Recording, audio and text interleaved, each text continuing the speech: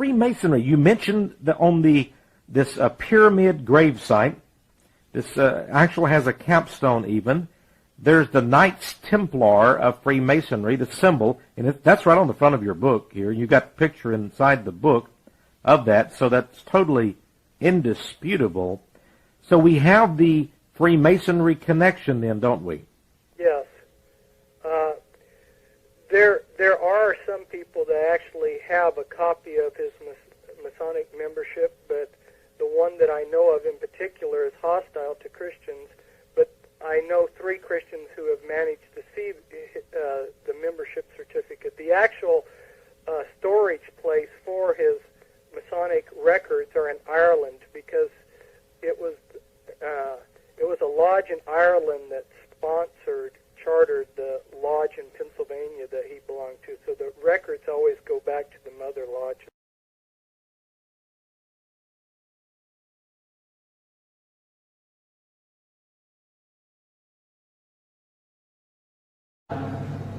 But the original Watchtower magazine had the Masonic Knights Templar logo on it. It's because Charles Taze Russell, who founded the Watchtower Society, was a member of the Russell Illuminati family as well as a Freemason. His father-in-law was a Freemason. His wife was a socialist.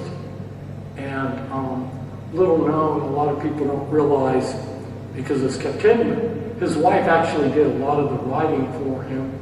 And she, if you look at the roots of socialism and communism, you'll see it goes back to these occult secret societies. So it all ties in.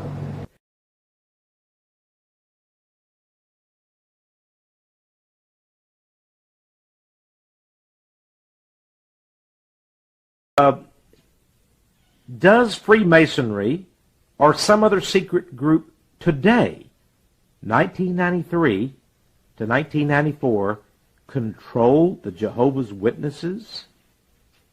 My conclusion is yes. And I give one of the men that I think they do it through. Traditionally or publicly, people have the idea that the governing body controls the Watchtower Society. But insiders and people that are ex-insiders from Bethel headquarters give a different picture. There happens, well, recently, the president of the Watchtower Society, Frederick Franz, died, and he was about, I think, 99 years old when he died, and for many years he had not been able to see or get around, and there happened to be an Iraqi Jew named Salih, who was his mouthpiece. And every time somebody wanted to know what Frederick Franz's orders were, they asked this guy, and this guy would go into Frederick Franz's room and then come out with the answer. We have a blind man in his 90s supposedly running this organization. Sounds like Howard Hughes, in his last days, the recluse, and had other people to operating his huge empire. Right, and boy, in the financial department of the Watchtower Society is more or less a law unto itself. There's a lot of hidden politics going on, and connections to some of the very powerful elite in the world. There's connections between the Rothschilds, the Rockefellers, and the Morgans to the Watchtower Society, and all of these type of connections make me conclude that yes, the Watchtower Society is being controlled very quietly from the outside. Now, part of why the connections between Freemasonry and the Watchtower Society are a little bit obscured is because some of the teachings that they had back in Charles Taze Russell's time have changed.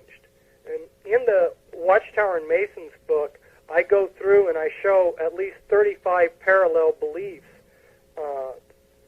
One of the things that Charles Ferguson, who wrote a book on the Freemasons, he said that what Freemasonry did, and this is just such an awesome statement that I might repeat it here. He said, Freemasonry had the supreme dexterity to replace a mysterious divinity with a divine mystery. And that's exactly what Charles Taze Russell did. He was always talking about the divine plan, the divine mystery. And